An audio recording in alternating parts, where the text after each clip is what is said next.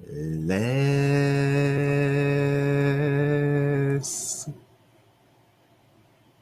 get it.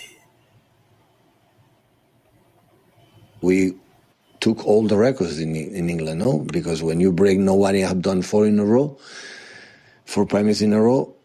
It's different. You break a record that you bring your own record and say, what's next, no? When the Champions League already, 4 in a row, have all the records, 100 points, right? So, and your analysis, what I said before, and I said many times to the players and the club, so when we analyze 8-9 years, we have done 3 months, really bad, 3 months in 9 years, so it's not as bad, no?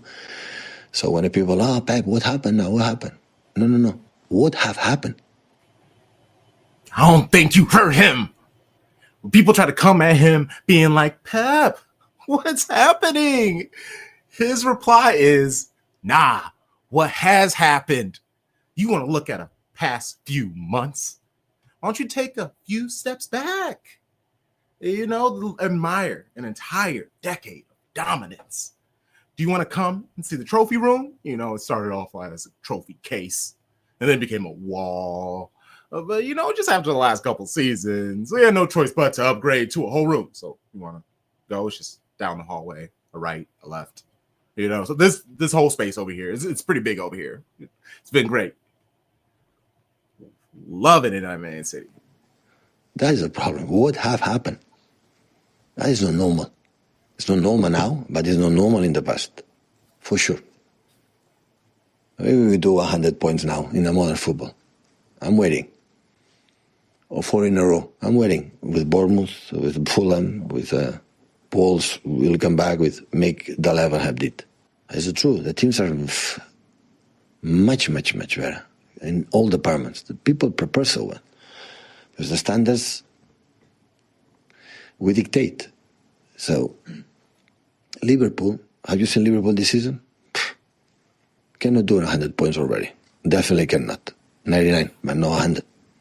And look the season they had done. That made me the bench to say, wow, what we have done. And it's not argument to defend what we have done the last 3 months. Yeah, but many things happen and put in perspective. In perspective, it's not what happened now. What would have happened. What will happen will be irreplaceable. Will be so difficult for that to compare what we have done inconsistent for many years. And now we realize I could expect drop as much as now, no. Talk your shit, Pep. Like Liverpool, have you seen them this season? Like crazy good, right? Can't be Centurions though. Maybe 99 points. 99ers. That don't hit like Centurion. They not like us. You know, here's a cliche though. Every dark cloud has a silver lining. You know, it hasn't been a great season this year. I'm not give up. I'm continue to do it, and even it's tough because it's the first time for many players. For me, I've lived that position, but we had to accept it. So what I said before, so the exception is what I had done before in all our careers. That is exceptional. This is not normal as well, but maybe it's less exceptional, you know. Maybe we finish 14, 15 in the league, but we are 5th. We are not dropping like maybe other teams that had success or few success in the past. So, hey, at least we're not Manchester United. We make an art over here. The most is when you don't want the ball. I hate it. You have permission to make a mistake. You have permission to lose. You have permission. And that's when we get big. Yeah, I'm a genius. Attack everyone and send everyone. I think we're forgetting the most important thing. We're forgetting about focusing just on ourselves. But we can do better. We need to take the next step, and there's no better place than taking the next step here. Show ourselves out there how much we want to win it again. We win 4 of the last 5 Premier League, guys. 4 of the last 5 Premier League. Are we going to do it again? Don't ask me again about doubles, triples, quadruples, fifth tuples, six tuples, and seven tuples. So Don't do it. Welcome to episode 128 of Shades of Blue. World's famous. We are the most comprehensive show about Manchester City, covering both the men's and women's game, spanning both sides of the Mason-Dixon line. We making art over here, capitalize A. I am CrunkChocolate. Hello. I'm with my show bros, Sharpie Charlie, Tarik. How's it going? What's going on, fellas? It's going good, man. Can't complain. Coming off a great weekend. I was gonna say, feels good to be on the right side of the score sheet again. Vibes are definitely better. All teams scored. Well, all teams. 3 of the City clubs, City men, City women, and the U21s all won 4-0 this weekend. Very exciting times for Manchester City. Vibes are high. Before we get into anything at all, what I need you to do right now, if you're watching on YouTube, hit that thumbs up for us, show some love, leave a comment what you thought on the episode, maybe a retort to something one of us said. If you're listening on Apple Podcasts, Spotify, Good Pods, any of those podcast streaming services that allow you to rate or review, please do that. Give us a 5-star rating, say some nice things. Patreon, $6 tier, 20 plus hours of content, premium content for you. We have Breaking Bread, our match preview series, where I just had on Michael Reed. He works for Opta-Joe. He's been working there for 8 years, mainly focusing on Liverpool, but wonderful conversation with him. Then for our interview series, Chopping It Up, Bailey Wynn of 9320, the Sky Blue Times, had a fantastic conversation with him about Manchester City, the incoming players, who should be leaving, how, just in general, his thoughts on everything Manchester City. Chopping up with Worldwide Bry. He's a Tottenham fan. Travel food page, and he was also on the 3rd season of The Circle on Netflix. So I might be messy and binge that season, so I could ask him a few questions about this. He's a black Tottenham fan that I found on social media. He was possibly going to do some stuff with FanFest, but that might have fell through. So yeah, just having gonna have him on Chopping It Up. Yeah, he seems like an interesting dude. I'm sure I've watched The Circle because I just have just stuff playing all the time. So I'm gonna go back and see if I know who this dude is. Okay, trashy reality TV. That's your stuff, Tarik? No, not actually, but okay. I need noise. I'm not the kind of dude that just, like even in college, I had to have music or something going on in the background. Yeah. I couldn't. Quiet does not help me. It's not like I can't concentrate in the quiet. So I always have something going on, whatever. I know the premise of the show. I mean, I paid attention enough to know the premise and whatever, but I can't even stay in our circle on social media. the Shades of Blue account. The circle. I can't even stay in our circle. Yeah. So I know the show. I know the name of it. I know the premise of it, but yeah, I probably wouldn't win. I probably wouldn't do very well on it. That's funny. Okay, well, we have fantastic episodes coming on the Patreon. It's not even really that trashy. I think like what my wife watches, like the Real Housewives of XYZ city, state, and whatever. Yes. That's like trashy. This other stuff is just like game show. I just call it like a general phrase, trashy reality television. I'm just saying we got to clean it up before the guest comes on. We can't say he's been on a trashy reality. Now, if he says it, then it's okay, whatever. But that's fair. That's real. Oh man. And then I'm starting on FanFest Wednesday mornings at 6 a.m. It's called The Very Early Morning Show. It's going to be like a Premier League preview review show. Super excited to do that. Start your early mornings with me. A little commute if you gotta be in that early. But yeah, I'm super excited to be doing that. It gives me something to do when I'm very early, normally on Wednesdays. Then let's stream with PJ Green, Natalie B. Lazo, and Kyle Scoble. Super excited. Nice little group, especially with NWSL about to start up. So it'll be really nice to talk with Natalie with that. And I actually, You know, we've had a few conversations with Kyle Scobo via social media, so don't know much about them. So I'm super excited to have a nice, good chat. We got a couple watch-alongs this weekend, Real Madrid. I'll be there freaking out. And then on the weekend, City Men versus Liverpool. Those will also be on FanFest. Let's go. All right. Let's talk some football.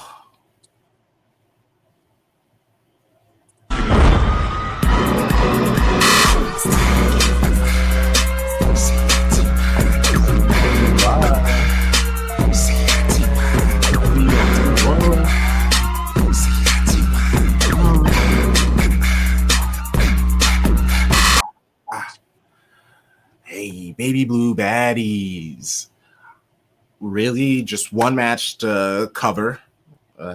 Their win, big win, 4-0 win. Mentioned all the 4-0 wins against Liverpool. I have a few sound bites from Gareth. And after we finish talking about the match, I naturally have clips from Gracie Pryor, debut start, debut goal, and Bunny.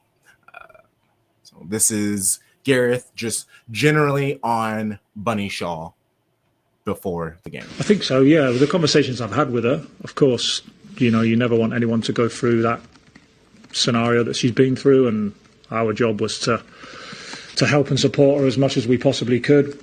That's obviously the team as being teammates, and obviously us as staff as well, and the club, I think, is really important. And yeah, hopefully she's felt that. Hopefully she feels back in a really good place where we are the ones who are really important for her, and we're the ones that are going to help her in this period. And yeah, I think she's feeling a lot better through for having this kind of free week to get ready, because everything was happening so quick around that period with us travelling down to London as well to play Arsenal. It was really a critical time and not much time for us to make kind of those opportunities to have real in-depth conversations and really get to a point of understanding how she feels.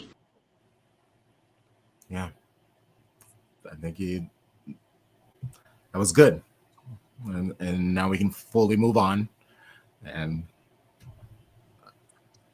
question for you, because I know when it first happened, you know, the came out that she, after the first Arsenal match, she faced some misogynistic and racist abuse online. I know you and Tom were upset with Garrett's response, like that game. I think the next game, right? What for you seems different with this response? Nothing, but I have come to the understanding that they just want to kind of move on, because even he had that hard pause before he said scenario. And you could tell that he was thinking what word he should use. And I think he purposefully used scenario because, again, they don't want to use the word racist. They don't like, that's what I have against them. But it's very obvious they want to move on. Bunny wants them to try to move on. And you can't do that by saying the word, even though saying the word it kind of narrows the view. But we all know what we're talking about. So we're moving on. So I am moving on. I'm just trying to do whatever's best for Bunny and all that. That's basically it. I feel you. And I think like a big part of this is how she went about it. Because some people, when they face abuse, they'll like post screenshots and like say exactly what was said, but she never wanted to do that, right? She never wanted to give the actual words any more light. So obviously the club can't be like, well, no, we're going to say it anyway. We're going to call it out. But as we talk about what happened in the match, I think, you know, her actions speak louder than all of that, for sure. Hell yeah. And and I think the fact that she had to pull herself from a match, she scrubbed her Instagram, I think that in itself says a lot. Those are big moves that you can do. Removing yourself from a match, that's money, that's potentially like messing up the game plan was, I'm sure, expecting with Bunny. Now your star striker moves out. Obviously, you're much better suited, but what if you're a team who doesn't have a player that, well, it's just like she set a precedent that if I take racist abuse, I can remove myself. I'm not going to continue playing for you guys. I need to care about myself first. So I actually really like that. And like we said, she made a statement very quickly into the match. And we'll get to it. Starting lineup. Yamashita in goal. Going left to right. We have Wahhabi, Kanak, Alexandri, and Gracie Pryor getting her first WSL start. The 20-year-old center back. She was signed up to the first team this year and getting the chance. Hasegawa, that Kasparai is on concussion protocol, so she couldn't start. But in Lazelle injured, so it's kind of tough. But also, still want to give her credit. I don't want to make it seem like I'm trying to take away from her. And then we have Hasegawa, Miedema, and Roard as our midfield. Fowler on the left, Fujino on the right, and Bunny Shaw up top.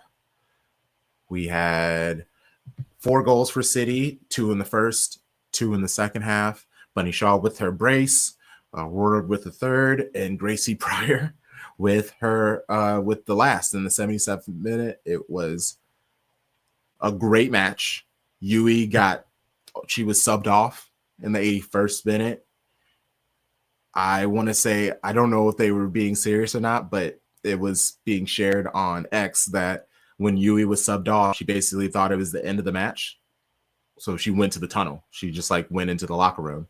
And then she realized, oh, well, there's still 10 minutes left. I got to go join the team. That's all she knows is when it's over, usually the match is over. So I can't blame her. That woman works. She gets to work. Exactly. She was like, wow, time flew by. I could have swore we still had a bunch of time left. And it's like, Yui, we do. So shout out to her. And then Bunny Shaw, up top. Bunny Shaw's brace was a brace of assists for Fowler. The first goal was hold-up play by Miedema, if I can remember correctly. She feeds it in to Fowler. Fowler whips the ball in to Bunny. Is that the one where she knocks it down and volleys it in? Or was that the second goal? The volley was the second one. Yes. Okay. Yeah. Well, she just hit it into. We thought Bunny was offside. That was the first goal where that was the first one. Absolutely all alone, and you're like, "What is happening? This has to be offside." With the camera angle, you couldn't see the other defender that played her on, but I was just waiting for them to call it off, and they're still celebrating, and it's like, "Okay, this is good." And then they show the replay, and it's like, "Oh, she's clearly offside." Yes. And Fowler found her. Great finish by Bunny. And then that second one, man, the skill it takes to knock it down. And the beautiful part is she finished with her left. Like that's a left-footed strike versus her strong foot. Just insane performance. And I believe after the first one is when she did the salute. She put a black power fist. Yes. I know for me, like right away, I go back to the Olympics, John Carlos, just thinking about that moment and like to see her have to do that. And again, we know racism's still alive and it's a big part of what happens in the world day to day, but like, it's really sad that like it's 2025 and people are still, having to basically, not protest, but like share, like say they're a human and, put out there that like, hey, like I am just a person that doesn't deserve anything because of my gender, my race, whatever. Like that was a beautiful moment. I'm happy she did her. And you can see the players kind of like let her be like, I think Alba went over and tapped her. Gracie tapped her. Like nobody like stood in that light, right? Like they knew she needed that moment, and it was deserved. And then obviously the second one is just like a great goal. And shouts to Mary Fowler, man. Like she is balling this year. Like that's why CK lost her job, bro. You got Mary, you got Alba. We don't need you. It's tough. Sorry, it's tough. And then I know her last straw was when they announced that they got Carolyn. She was like, "Get me out of here."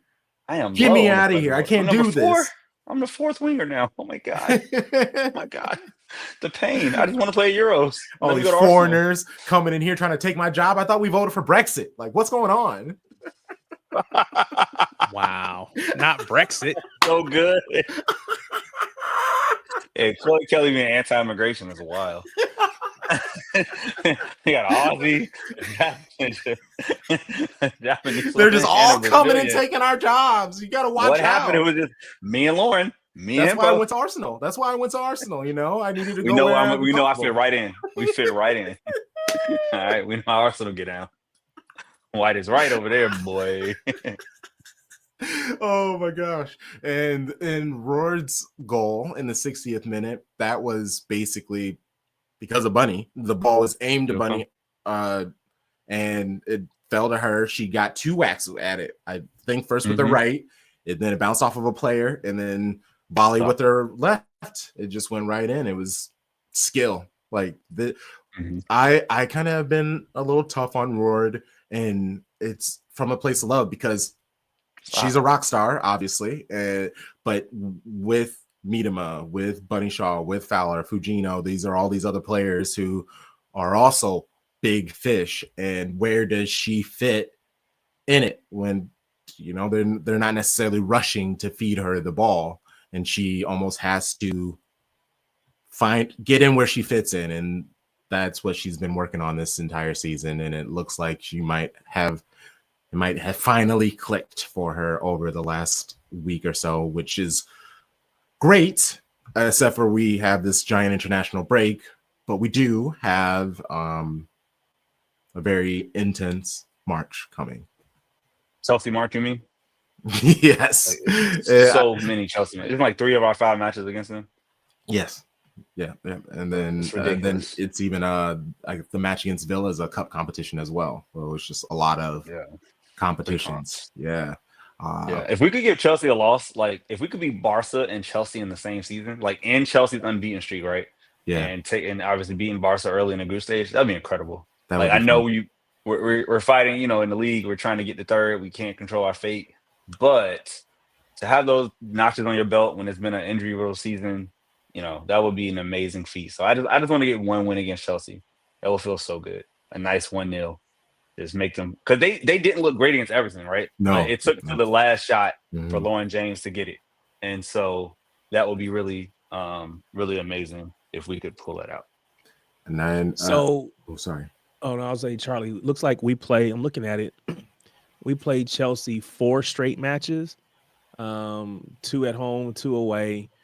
The first one is in the FA Women's League Cup.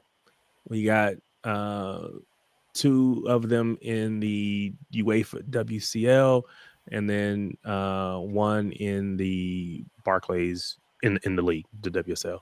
So you said if you could get one, which one of those would you pick to win? Which competition? Okay. I see what you're saying here. The one that's the most important would probably be the league. Like the league means the most. But it wouldn't. But I don't think that would help us win the league, though. No, I'm saying it would be helpful to take points off them, you know, to whatever. But the one that probably is the most important for me would be the League Cup. Yeah, because I was going to say the League Cup. Our best chance at a trophy.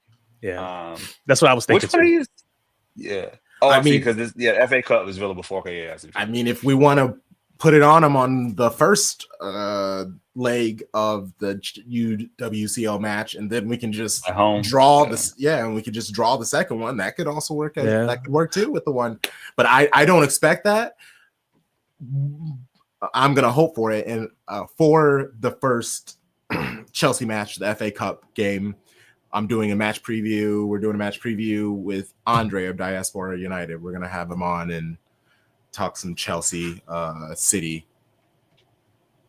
It's really upsetting that first leg, that quarterfinal Champions League match is not at the Etihad.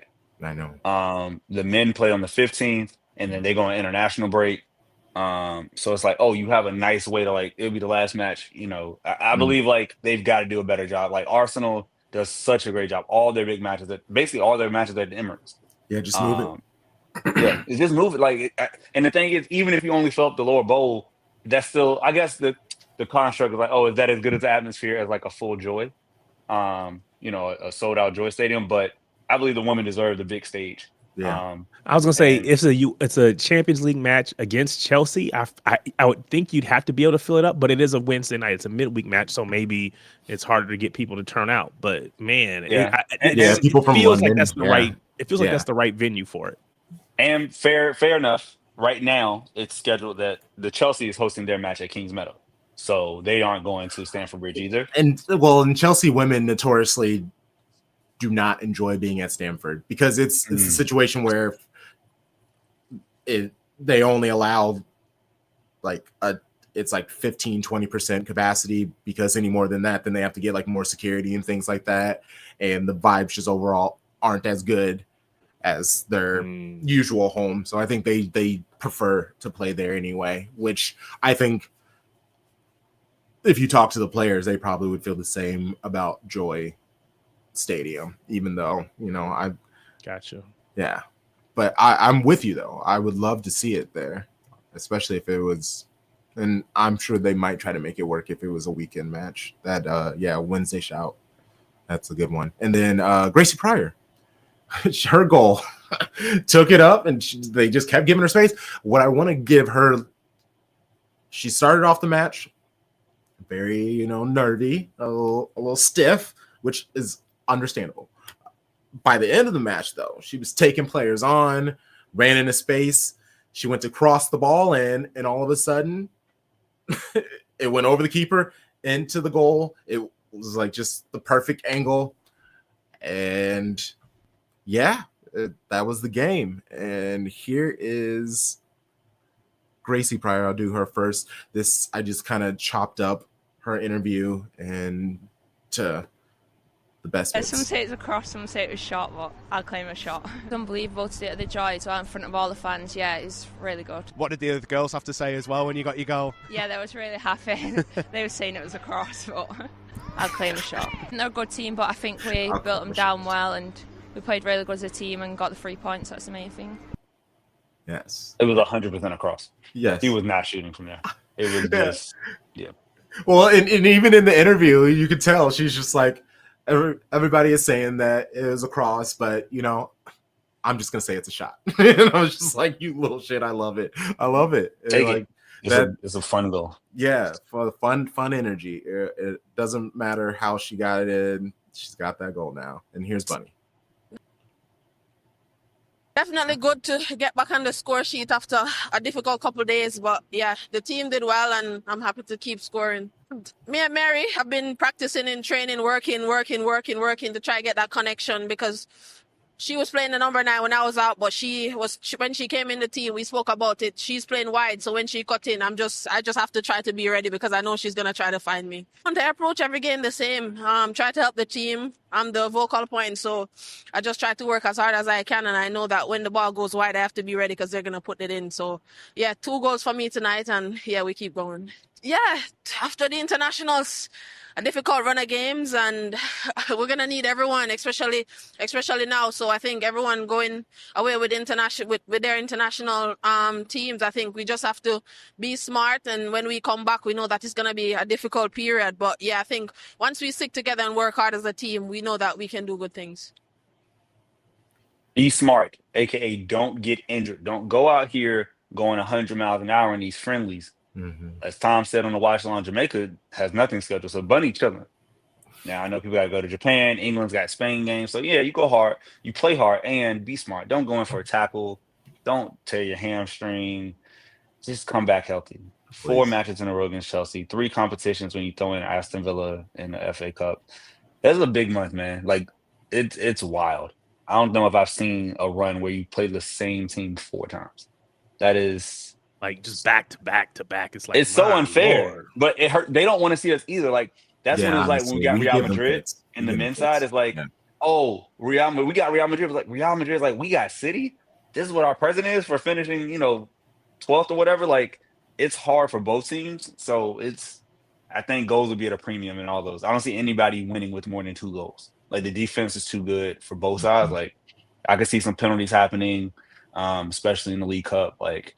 It's going to be very tense times. Yes, I could see that too. And the Chelsea fans aren't a fan of Sonia Bonpastor and how she's been managing the team and the tactics, because there's no reason that team should be struggling against Everton. But also, we lost Everton, so I can't say too much, And also, I have this clip because I love this moment. I love Bunny's accent so much. Me and Mary. Me and Mary. She's like, oh, I love it. Oh, I love Jamaican accents so much. Oh, they bring a smile in my heart every single time. Okay. Yeah, all right.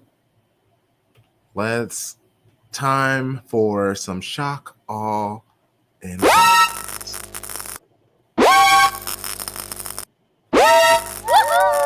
woohoo!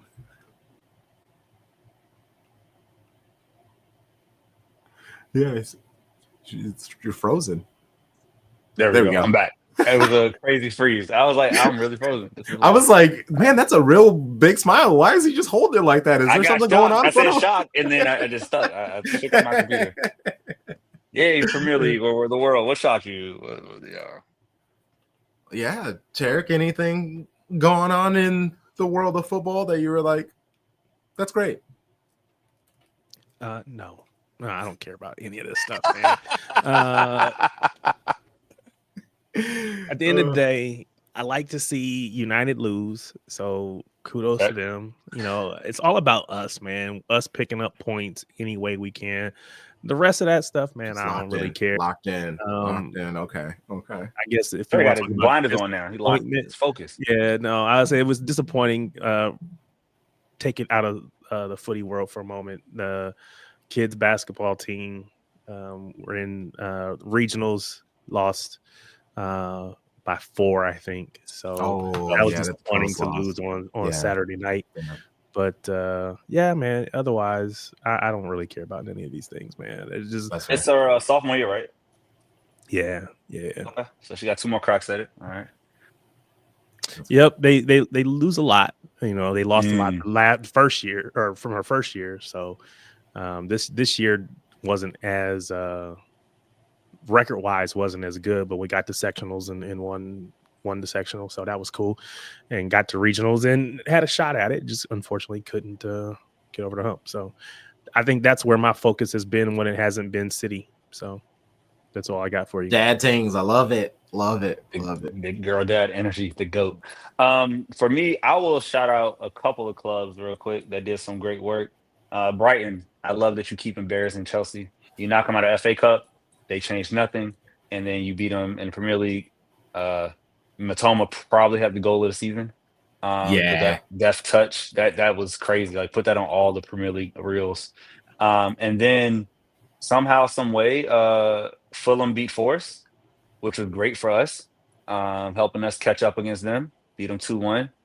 And last, I guess this would be a little bit of applause for Bournemouth. They just keep winning. But the cherries are real. They're a really great club. Like, and they are missing people. So it's like, I heard a pod today talk about, like, you can't really have too many injury excuses when you look at Bournemouth's injury sheet.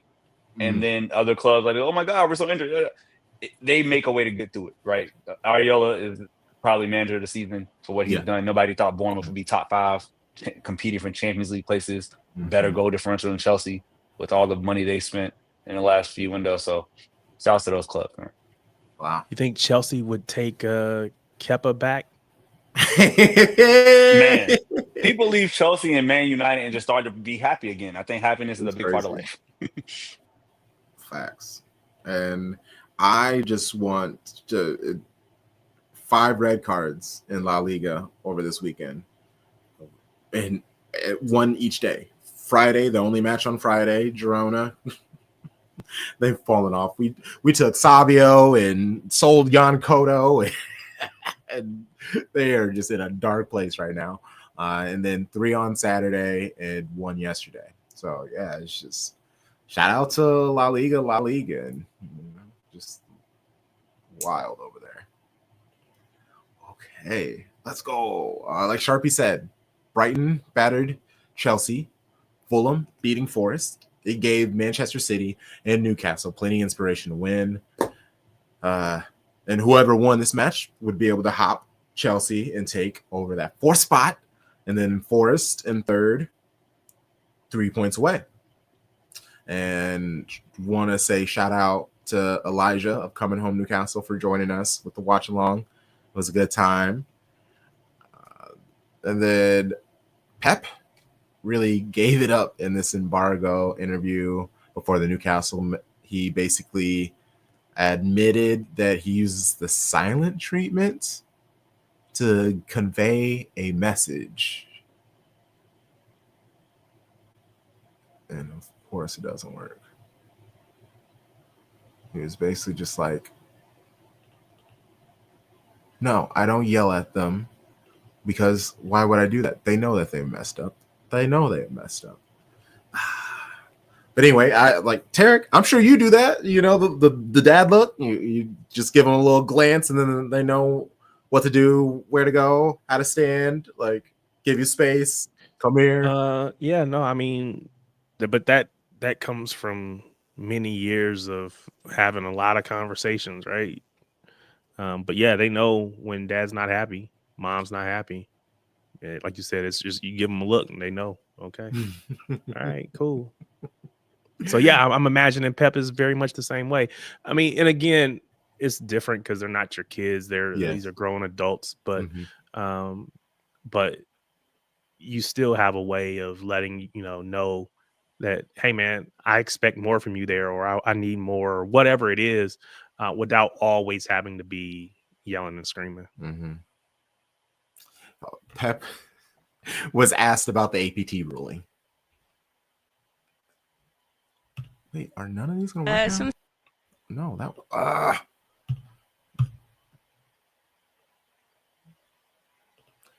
Basically, what is happening? He was asked, just like, the APT ruling came through. Do you have any words? He just went, nope. The guy was like, that's fair. And I just liked it. It's like 4 seconds. The way he said nope, and the guy was just like, and he even apologized before. He's like, sorry, I just have to ask the APT ruling. That was like nope, and he's like, yeah, okay, that's fair. It's like, why would you even? You knew that he was gonna do that, and if you're gonna ask something like that, at least say with your chest, Don't cower from it. If you're gonna ask the question. Right. And again, it's nothing. Again, it's a simple question. I don't think there's anything wrong with asking it, but also at the same hand, I don't have any comments on it. It is what it is, And Pep, he did have some words on the squad overall. I know he in the cold open, I played a lot of bail that he was giving towards the team. I guess explaining really kind of what is going on, but. Like I said, what can you do? Complain? No, it's what it is. So we are not good enough. We don't defend results. When we were 1-0, 2-0 in the past, the open not even close and a halfway. Not in the box, in a halfway. We take the ball and we have to do it. Now, we are not good with that. We don't have the ball. We lose the balls. We don't take the risk. We make mistakes like it's not usual in the teams like, we have done for many, many years. We know what we have done, but it's happened. They are human beings. No, it's happened. Okay. And not give away the first goal against Arsenal. The second one, the Havertz could get the score in 5 minutes. So he had specific ones. And even he mentioned KDB. He was like, KDB, he was injured and he's back, and now he can't run like he used to. He spoke of Phil Foden. He was like, we had players last year who was the best player on our team, and this year he can barely phase like 3 passes together. So it was a very interesting conversation from Pep, especially when he has been so supportive over the season, making a lot of excuses. I felt like this was a nice turn, which to me, again, reading into it a little bit, he's feeling a little comfortable enough to try to call them out, to ask more of him. So I think it worked. Starting 11 was Ederson, Vardiol, Stones, Kuznov, Luis, Gundo, Gonzalez, Foden, Marmoush, Savinho, and Haaland as the captain. What? When Kyle left, Kevin became the first. It was one backend, and I nominated, not them. I nominated Erling to be a captain, because when one player will be 10 years here, hopefully it will be 10 years. Sooner or later, you take this type of responsibility, or what does it mean better will be in the future. So sooner or later, for a question of time, Erling will be. And it's nice that the first time in the Premier League, I think it happened from the beginning. Get a good result is just a gesture, it's just not important, but at the same time, it is. So when I first heard this information, I was like, oh, this is dope that Pep, because normally it's all player vote, right? So Pep was like, hey, Cal's gone, we got a spot, let's put Erling there. And obviously, when you look at the 11, nobody else from the leadership council will be a captain, right? Then I had a friend, one of my best friends, a Liverpool guy, and a cool guy. Like we talked about it. He was like, wait, not Foden over Haaland? And I was like, that's actually interesting when you think about it, because we talk about being there 10 years. Foden's been there his whole life. This is now his like 6th year in the senior side. And Pep went, nah, it's got to be Haaland. Like, again, it's not drama. It makes sense, right? The big guy, the best goal scorer, best player on the team. But it was interesting that one of my friends, he made me think of something I did. And I think Foden's season, if this happens last season, I think then you will put Foden up, right? Because his play is matching his stature. But you got to go with your best players. So I definitely was happy that, Pep stepped in and said, no, he needs to go up. Like, it's time. He's senior player, 3rd season. He signed a big deal. Yeah, you can be a captain. What I think for me, I've never been a fan of you should be captain just because you've been here a long time. And so I think in some cases in the past, that's what it's been. It's been, well, you're the player on the team that's the oldest, or you've been here the longest, so by default, you become the captain. No, you need people that actually know how to lead and are leaders, both verbally, non-verbally, through their play, all of those things.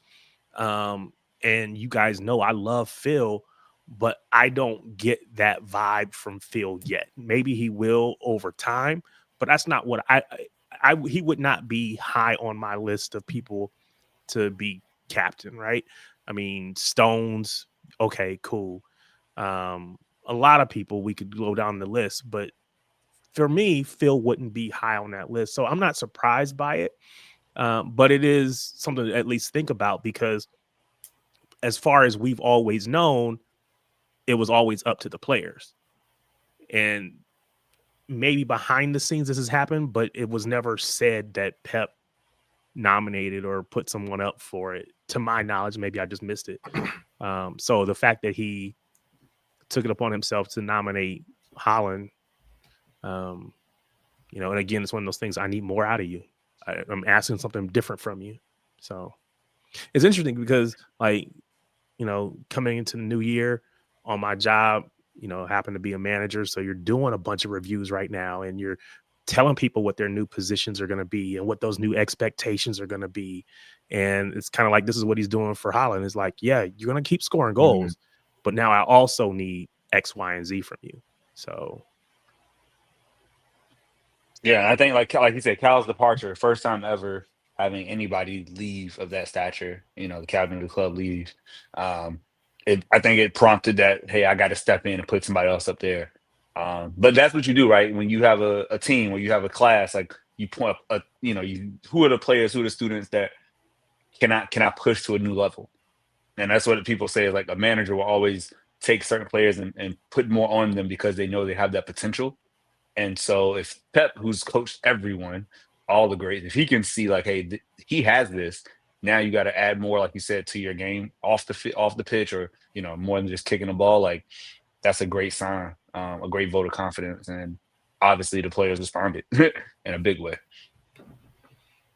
Big way. Okay.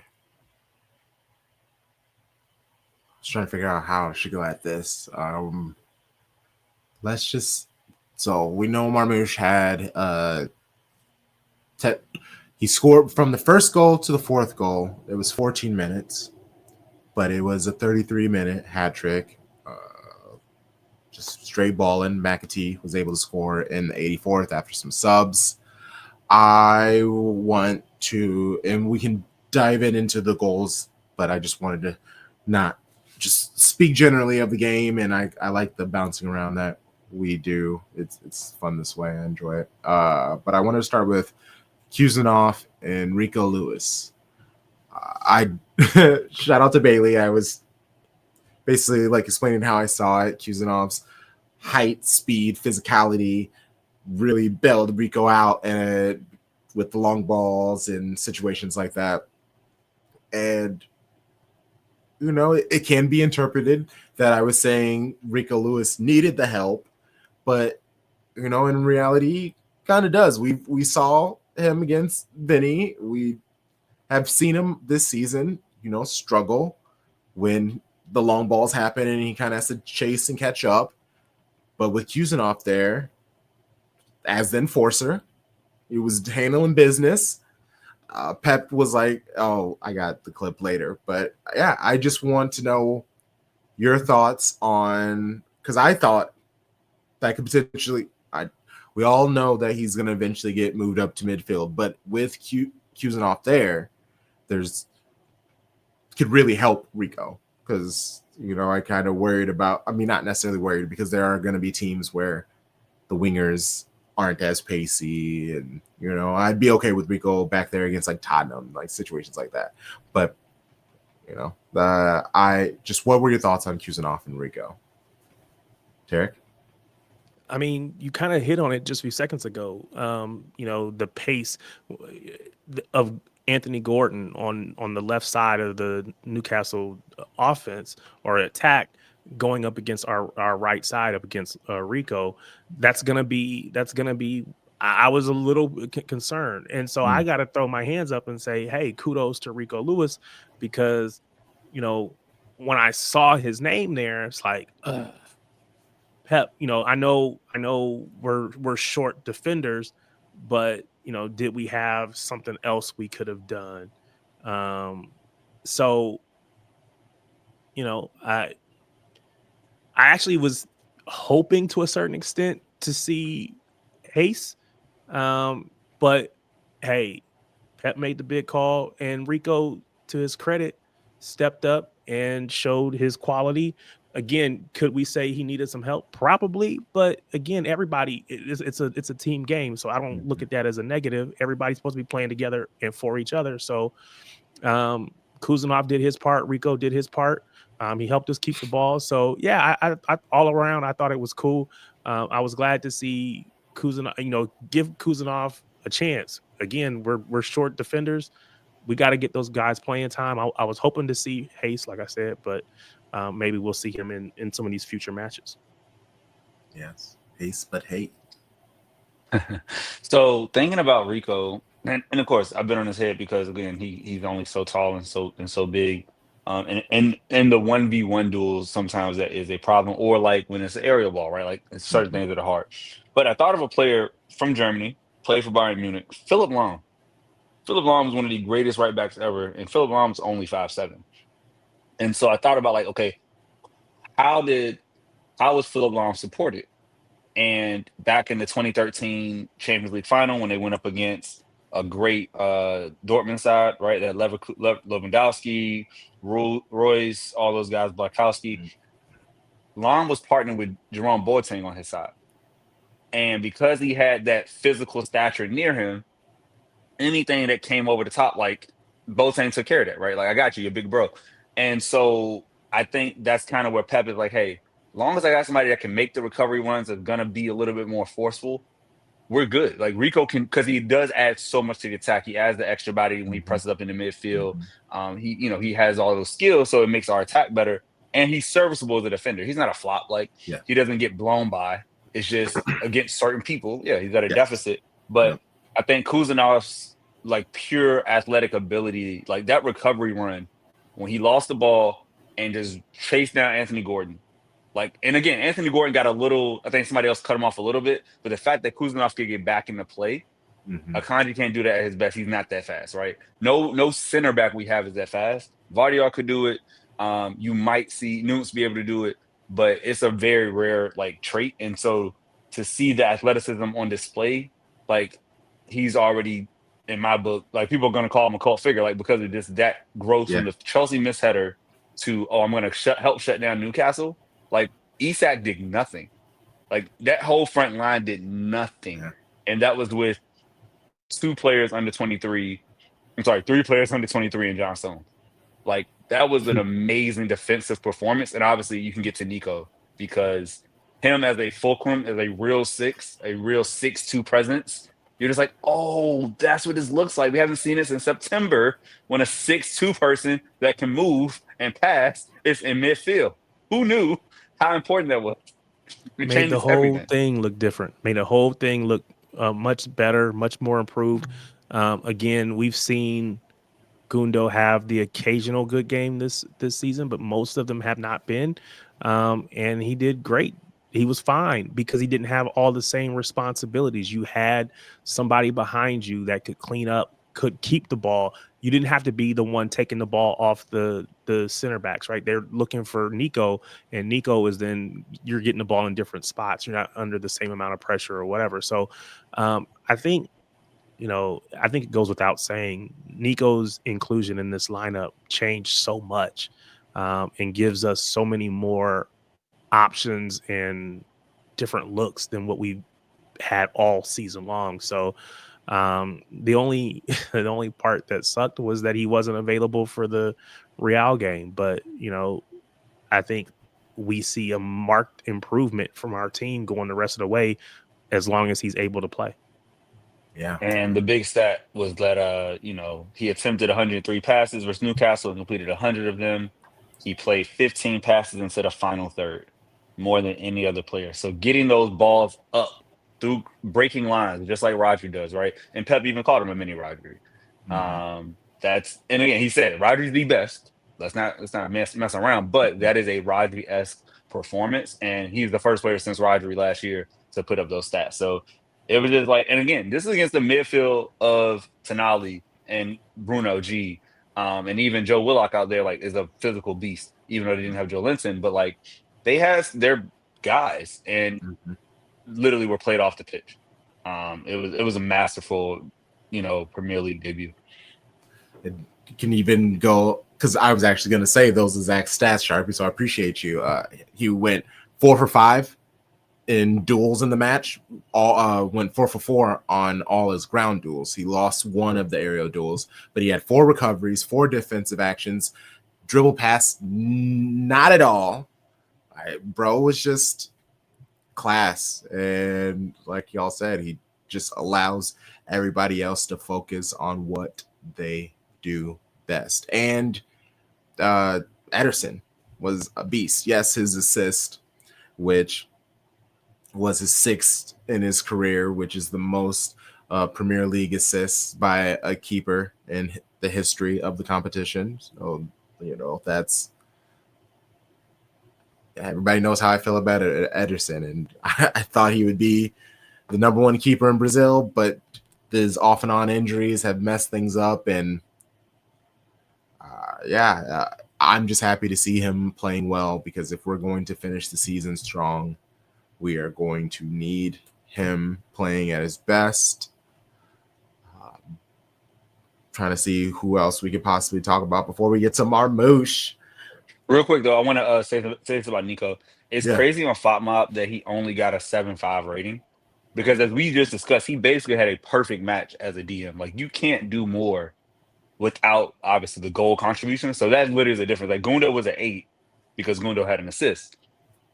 But nobody on that pitch was like, oh, man, Gundo played a better match than Nico. And so I think, like, when you look at player ratings after a match, unless you actually know the context of what happened, they can definitely skew how you view it. So I just want to give a shout to him. That should have been a now performance. Yeah, no, I'm with you. Yeah. I mean, I'm saying, and again, Gundo had a great match, but yeah, Nico was that guy at his job. Let's go. It just goes to show you how much they value GNA, right? Because with, like, Foden was a 7.3, Gonzalez, Nico was a 7.5. Gundo, if he doesn't get that assist, is probably in that Foden, Rico 7.3, 7.4 range.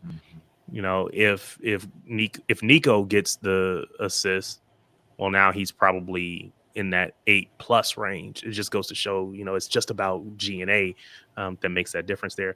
And I mean, again, those line breaking passes were amazing. They don't show up on the stat sheet, but none of this happens without him pulling those strings and being that trigger. So yeah, kudos to him. It was really good to see. And I just, like I said, I just hope he continues to gain that comfort in the system and all that. And we're going to see good things. I mean, I think he's 23. Mm-hmm. He's got a lot of good football to play for us still. And he can play 8 or 6. So that's the exciting thing. He won't necessarily have to only be Rodri's backup. Best case scenario, he can play next to Rodri. Yep. One go, one stay. Mm-hmm. And you imagine, oh my God, it's like with John Stones and Rodri, right? Except now you have a natural midfielder in that position with the same physical attributes and younger. We are so close, y'all. We are so close to a new day. I can't wait. And that's why, for as bad as this season feels, and because again, we've won 4 in a row, so this feels different. But man, the future is still so bright.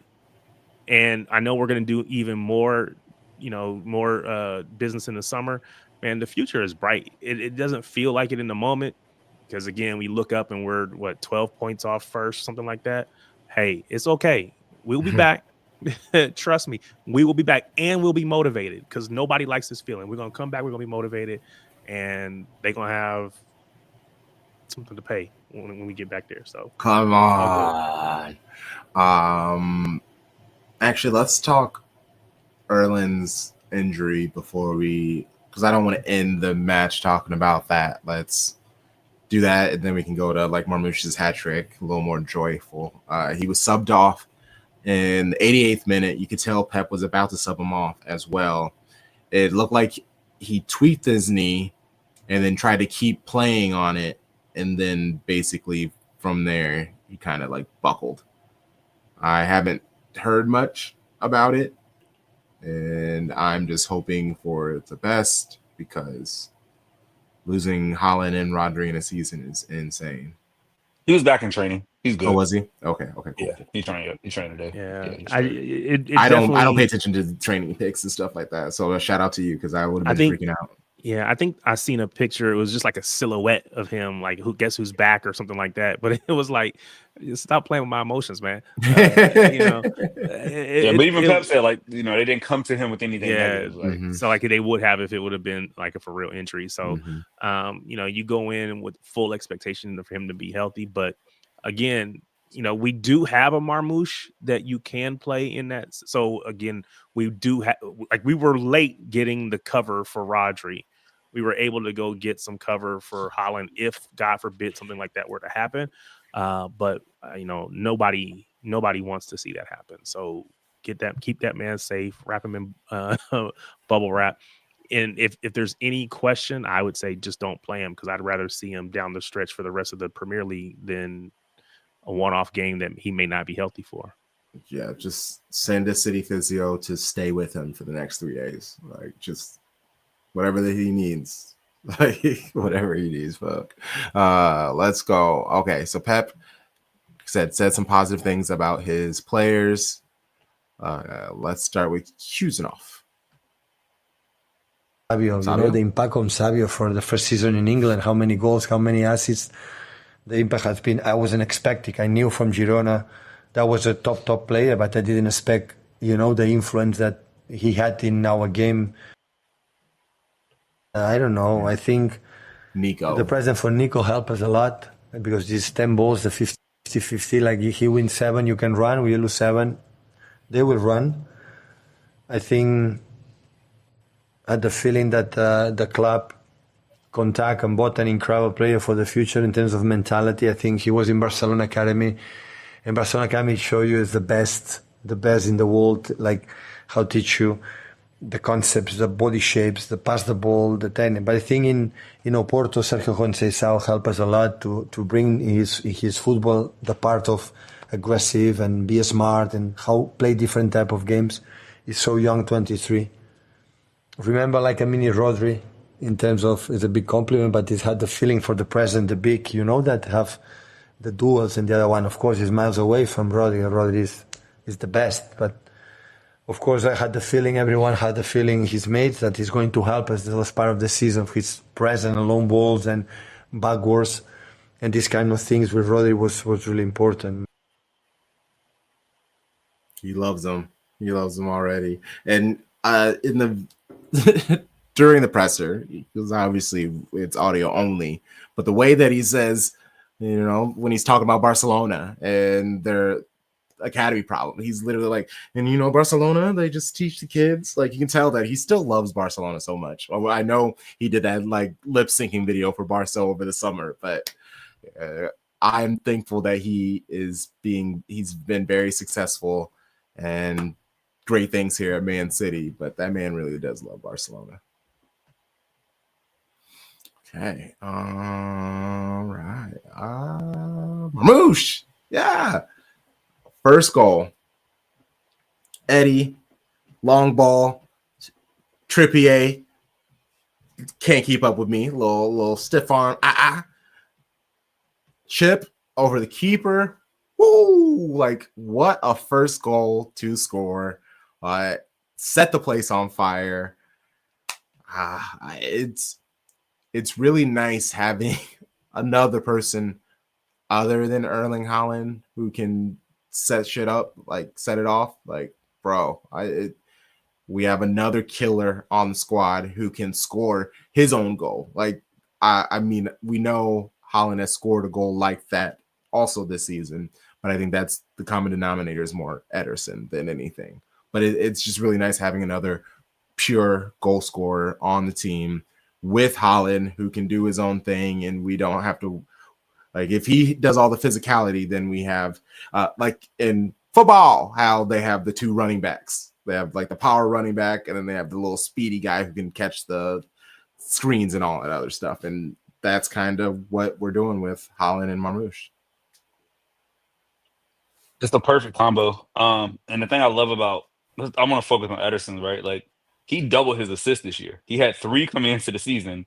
He's up to 6 now. And like, every time a team is stupid enough to press up and leave us 1v1 in the back against Haaland or whoever, it's silly. I don't know if we'll see anybody else do it again. Like, Liverpool might do it because they have Van Dijk, right? And they are going to rate that. But Madrid won't do it. They won't come up and like just try to, you know, send us deep, because Ederson is a midfielder who plays goalkeeper. Like, with that passing ability, he can get it wherever he needs to, all over the pitch. It's very dangerous. So that execution and then the chip was just sublime. Like, that is L1 circle on FIFA with the perfect amount of touch. Like, it's and I felt bad for the keeper because he had to come out, but he had no chance. And we see players miss that shot all the time. Yes, it's a very hard. The level of difficulty on that shot. It wasn't just like, I'm just going to tap it in. Like, he really had to hit it perfectly, and it lofted so beautifully across the line. Like, top tier goal. Ederson has 2 assists in the last 4 games, which says to me that it is, or the last 4 games that he's played. Let me say it that way. But it says to me that there's an intentionality there, right? It's, hey, we are going to utilize this skill. Because the one before that, because you said this is 3rd one this season, the one before that was back in September, beginning of the season. So I think there's a recognition by Pep that, you know, we have to change things up. And now we have some additional people, some additional skill sets, some additional resources. So this is what we're going to do. We're going to intentionally take advantage of this. We're struggling to play through the press at times. We can't keep the ball. So we're setting, you know, it's like you talked about American football, right? You run the ball, you run the ball, you run the ball. Even when you're not doing it successfully, you keep running it because then you set them up for that play action pass, and you go deep over top. So, you know, again, we're gonna play short, play short until we don't, and then you're not ready for it. And we got somebody with plenty of pace who's direct and a clinical finisher, gonna go get goals. So it was amazing to see. I'm looking forward to, like I said, just continuing to see the way this team continues to come together. So we'll see. And even with that play action, sorry, Sharpie, the play action example that you made, it really was a play action because Haaland came down like he was going to help the and then all of a sudden it's over the top. So it literally was a play action. Yeah. Sharpie? I'll tell you, it took me back to the Super Bowl when the Eagles got that big play and then went up 31-0, hit Devontae Smith off a play action fake to Saquon. And Saquon knew it as soon as he got off the fake. He saw it. He was like, "It's touchdown right away," because you just opened everything up. The defense is so concerned. They're coming in close. That's the key. The crowd nuts. No. You're focused on Holland. You're moving with him, and you're leaving that space behind you. And then boom, we're going over top. But I will say, we talked about Charles Elijah. I talked about how do y'all get away with playing Dan Burn and Shards or center backs? And also that means and Kieran Trippier out there is because I guess Livramento was coming back from injury or something, right? He didn't start. He's clearly more athletic. Pep saw that and was like, "Oh, we got Kieran Trippier today. He's toast, my guy. We are not going to let him stop us. He can't guard us." And it's the same way I think that Newcastle should have attacked Rico more than they did. Yeah. I was like, no, we're going at Kieran Trippier. We're going at Lewis Hall. We have an advantage against anybody on the back line. So let's just go at him 100%. And even with that, I felt like, to your point, there was some intentionality there, or maybe the players just took it upon themselves, because I wanted to see more of that in the Real match. You know, they got a makeshift back line. They don't have their real defenders in there. We should be aggressive and going at them.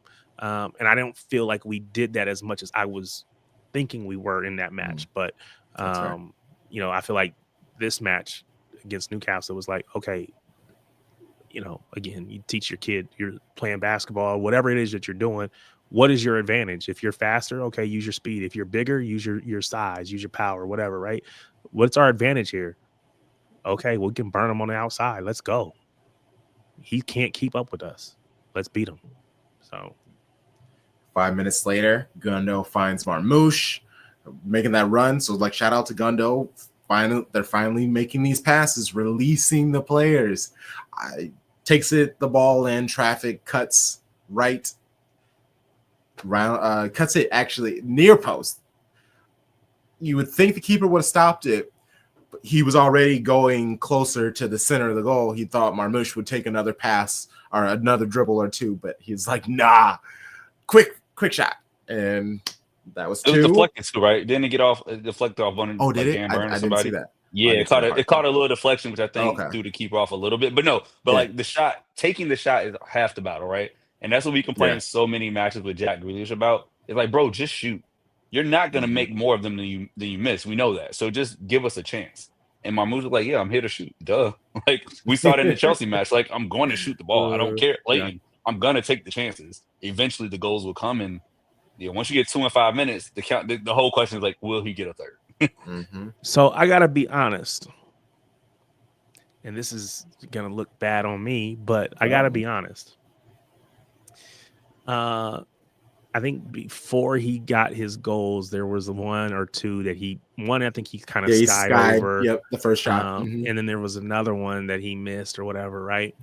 And I wasn't upset or anything like that, but I know that Frankfurt has a tendency to sell players that don't perform anywhere else. They don't. And so send it back to Germany. No. I wasn't thinking that, but I'm like, is this going to be the one that we miss on? Because when KDB comes, they're like, oh, he's a reject and he's a hit. Akanji comes, it's like, what are you doing? We don't even like him, whatever. 17 million. He's a hit, right? Gundo, he's hurt. Why do you go buy somebody that's been hurt? He's a hit. We've had tremendous luck buying from or skill or whatever, buying from the Bundesliga. Love that where a lot of other clubs, they don't, which is why the idea of there being a Bundesliga tax is around. So I'm like, yes, he's getting in good positions. He's got a lot of pace, whatever. Is he potentially going to be Timo Werner? I'm like having these conversations, and then he gets that first goal. He gets the first goal, and then he not only gets the first goal, he gets the second goal. Then he gets. I'm like, okay, never mind. I didn't worry about it. We're good. There was a little bit of in the. I gotta be honest. There was a moment where I was like, is this gonna be the one where we don't hit? Oh man.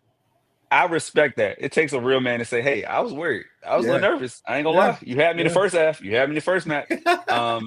But no, that the different types of finishes, right? Like, can we Yeah. go to the third, Crunk? Did you have Yes, something to set please. it Yeah, up go for? for it. Go for it. Yeah. So the third, right? Savinho. It was a 20-year-old versus 20-year-old if you look at when they were born, but that was a man versus a boy. Savinho abused Lewis Hall the whole match. And so when he broke down the right, got right past him and cut it back, sometimes that shot goes wide. Sometimes people sky that one. Marmoush hit it perfectly, right? Like there was nothing Dubravka could do. He wasn't going to hit a player, wasn't going to get blocked. It's a simple thing, but like that's the difference in Newcastle having hope and the match being over. Because if you miss that one, it's still 2-0. Okay, maybe we get one back. It's 2-1. We got hope. 3-0. And the way the match was going, yeah, and we kind of talked about it on the live stream. It's like, no, like we're good. Like we're going to win this match. They had no chances, no threats. And so like to see him put that away, I was like, oh, we're good. And it's just a matter of time now. You saw the kind of like let's take our foot off the gas, which is like, hey, we don't need to go score 4, 5, 6. Right. We don't need to open ourselves up. We got midweek against Madrid. Let's just do what we do. If we make chances, great. If we don't, great. And that was a professional performance. Yes. The first full match, 2 halves of great football that we've seen against a competitive side. I won't count the Ipswich match. We did what we were supposed to do. Salford City doesn't count to me. This is the first time we had 90 minutes of quality football in months. And it was really, really good. Woo! That was so nice. And it just kind of continued our dominance over Newcastle. Tarik? Well, no, I was gonna say, even just that you talked about that pass that he cuts the ball back to that attacker kind of at the 6-yard box or at the penalty spot, and I think that's the difference right now between Savio and even Doku. Doku, I feel like he'll make that pass. He won't play that cutback. He'll fizz that ball across the face of goal. He plays that hard driven pass across the face of goal, which we don't always get on. I need to just see him mix that up just a little bit more, playing that, that dropping that ball back to that 6-yard penalty spot. I just think that I think that'll be when I see him mature just a little bit more. It's almost like he who shall not be named that used to be on our squad. I felt like for him, it was just constantly just kick the ball really hard across the face of goal. He used to play at left back for us. He would get down and he would just, he'd fizz the ball across really hard, but not a lot of touch, not always at or to a player. I just hit it across and hopefully somebody gets there. I think that's the thing that I want to see from Doku coming up now is just a little bit more maturity in that. But, again, having him on our team is exciting because, again, I think there's still a lot of growth left to happen. So, yes, sir. Yes, sir. Omar Marmoush became the second player whose first 3 Premier League goals for Manchester City came as a hat trick. The last person, Paulo Wanchope, back in August 2000. And then these wins against Newcastle. I was telling Elijah about it at the beginning of our watch along that it's not great. It's a very one-sided matchup between Manchester City and Newcastle. Man City have lost just 1 of their last 35 Premier League games against Newcastle. 28 wins, 2 draws, and then that 1 loss was back in January 2019. It is what it is. We beat them. They are oil little siblings, very little siblings. It is what it is. It's actually kind of crazy to think about because you feel like they're a much better team for us to be running off that many in a row without losing. It's just like, how does that happen? I mean, you think about, there's just sometimes you just have that, you have another team's number. You think about Tottenham away. It's like, it doesn't make any sense. There's no explanation for why we struggle there like we do because we go there most of the time. We're the better team, but they've changed stadiums. It's still the same. Sometimes they just have your number, and until you get that out of your head, you gotta figure it out. But I'll take all the wins over all the teams, however they happen. It just surprises me that we're just that dominant over Newcastle. Especially recently when they've had a much better group of players.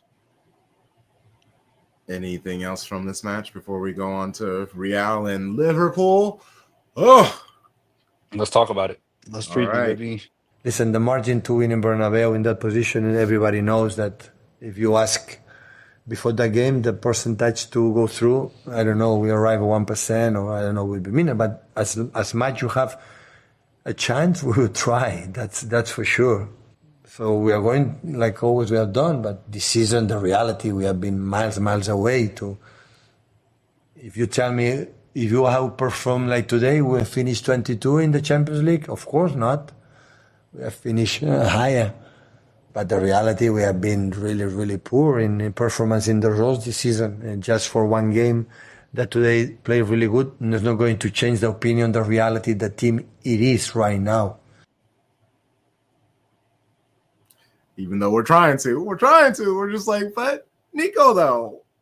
But Marmoush, he scored. We're fixed now. And Pep was like, give us some more time. And what he says goes. And honestly, it makes sense. But just like, let us have some copium a little bit, my guy. Let us huff that shit up. No, I feel like he's doing a managerial thing of like lowering expectations. Mm-hmm. But we all saw the fact we were up 2-1 on Madrid. Like, we gave away that match. Yeah. That there was no Nico Gonzalez on the pitch, right?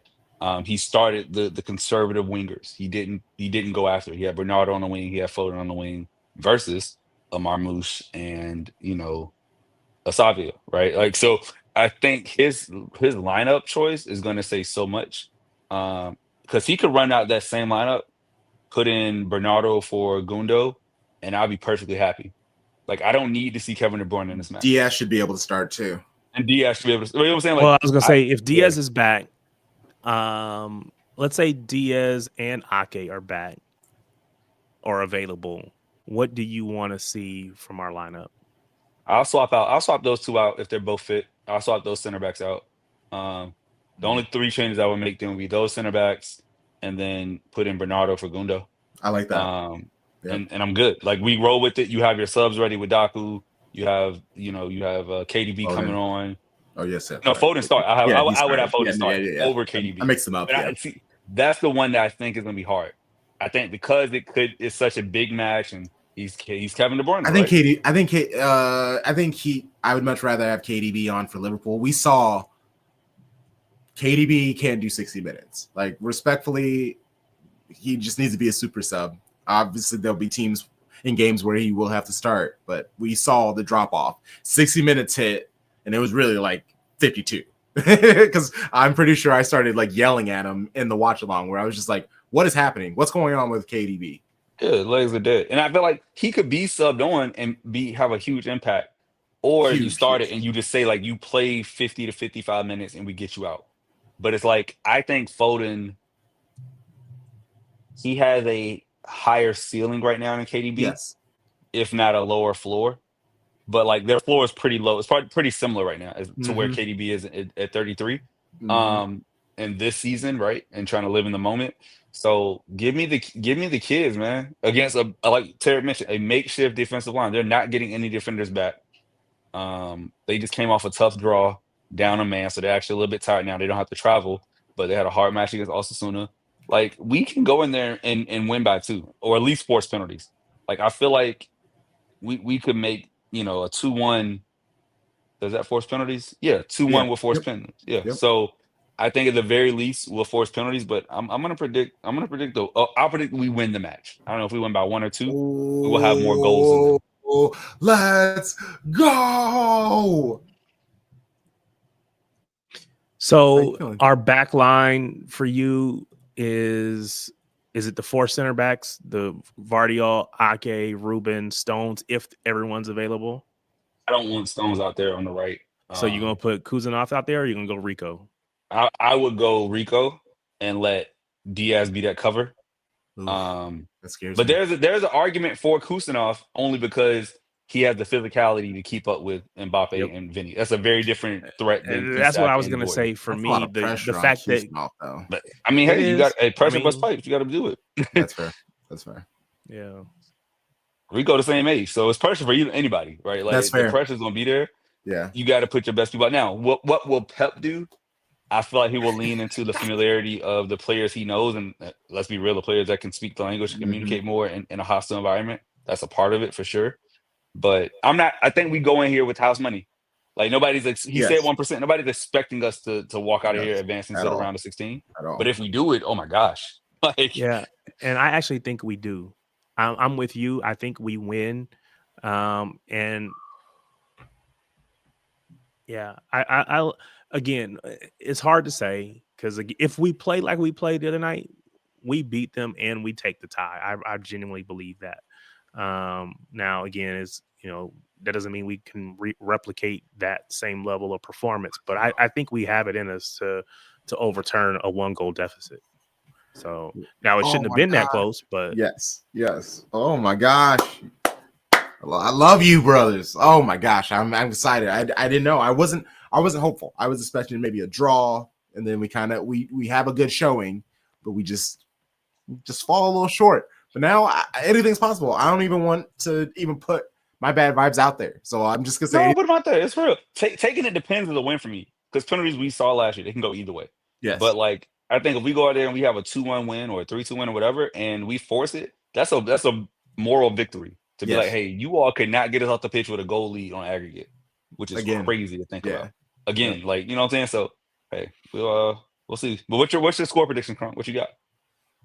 Yeah, I just expect like a 2-2, 3-3 draw. Okay. Yeah, nice. It's kind of back and forth. But I mean, I do like the idea that they had that Jude. He's gonna be all pissy, he's gonna be a try hard. Gonna have to work very hard, like you said. Even looking at their match against Osasuna, the only person who got subbed was Diaz. So Mbappe played a full match. Vinicius played a full match. Camavinga, Tchouaméni, all these players played a full match. And they're supposed to have. Oh, sorry. Go ahead. No, you're good. I'm sorry. Are they supposed to have Rudiger back now for this match? They said they could be back. He's still out. I think he's still out. Who did they start? Who was that back four for them? Against Garcia, Asensio, Tchouaméni, and Valverde. The same. Oh, they put Valverde back there instead of whoever else it was. But yeah, okay. Yeah, we should. Like they have Danny Ceballos. Like that's about it. Yeah, and Rudiger is doubtful. Alaba is doubtful. Like no one's really expecting them to They play. can't come back without playing any minutes beforehand. He's not gonna put them out there against City and Cole. And I think like we had chances. They had chances, of course, too. Like Ederson came up big. They could have scored more. Like he stopped Mbappe, I think, once or twice. So it's going to be exciting. Like I know that this will not be a boring match, and that's for what our season has been to even have a chance at the round of 16 after giving up those leads and getting blown out like by Sporting and Feyenoord. Like I'm happy that we're here. I'm grateful in a good form, and we got Liverpool, which for me is the bigger match. Like Champions League top 4 is primary. Yes, to hold it. So I think that's the match that honestly, if you had to say which one are we gonna lose, I'll lose midweek. I'll lose a close one midweek or draw it and we walk out. But we gotta show up against Liverpool. I mean, Liverpool they're looking very inconsistent lately. Yes, they're finding out ways to win, but they're making it ugly. Winning Wolves. Yeah, so like this is a match that I could totally see us winning. This is not the same team that we faced. Well, we're not the same team that we faced earlier this season. Salah's he's been good all season. I don't think Liverpool has made too many evolutions to their squad and the way that they're playing this season. Michael really didn't say big change. He's very happy with what they're doing and how they're playing. But everything does kind of rest on Salah. If they're able to shut down Salah, which is never been a damn thing. Impossible. Yeah, especially he's going ridiculous, dog. Yeah, 23 and 14. Yep, it's insane. That's crazy. Yep. Yeah, so he's going to be given a goal. So I guess it's just how we do against everybody else on that. But I still feel like we win, especially if we win Real Madrid Like that's the energy that we kind of need to play the rest of the season, the way that we are used to ending the season, making a solid run and being able to hold on to that Champions League spot. I just want third now. Like we just wanted to get a Champions League spot, but now that I know that third is possible, and if we can beat Liverpool, I mean, Arsenal, they're definitely going to drop some points, especially trying to get Moreno. Like, bro can jump, he can head the ball in, but that they can't rely on that every single match. I mean, they can, I guess. But yeah, I'm just excited to make this run, finish the season strong, and give us plenty to look forward to next season. Yeah. Liverpool's also playing midweek, same day. They have they go to Villa in the Premier League. So both teams have equal rest. There's no advantage there. Come on. That's gonna be a hard match for them too, because Villa will play and they need the points to try to move up. And they're just like us. I think it's like both teams are like 5 matches in 15 days, whatever. So it's just, hey, what do you got? And I think we come out with at home. I say we get a win against Liverpool. I say we beat them. Oh, why not? Oh my God, let's go. They're not infallible. They're not unstoppable. No. Yeah, they looked more solid earlier in the season. And even then, I think I was waiting for kind of the proverbial shoe to drop to a certain extent, because it's like, you know, it's hard to come in as a new manager and just hit the ground running and, you know, have any kind of hiccups or no stumbling blocks or nothing like that. And so I was kind of waiting for that to happen. And again, they really haven't fallen off, but they've dropped quite a few points recently. Yes. And so again, it just puts a little bit of doubt in your mind, a little bit of concern. And I think we are home against Liverpool. Yes. Yep. Yeah, I think I'm with you. I think we go get it done, man. And if let's say we beat Newcastle, Real, and Liverpool, even if we don't advance beyond Real, or let's just say we drew, whatever. I think that sets the tone for us, because again, coming into this stretch of games, man, it was like, oh, this is horrible. This is going to be the thing that, you know, could really truly ruin our season. And then you turn it and you turn that into a strength. Oh man, watch out! Here we come. Yeah, and I'm trying to find the exact year, but I'm pretty sure Liverpool haven't beat Manchester City at the Etihad. It's since like 2019, I think. They'll draw us, but like it's hard to win. Like in both teams, right? Like we don't win at Anfield, they don't beat us at Etihad. Very rarely. So it's 2018.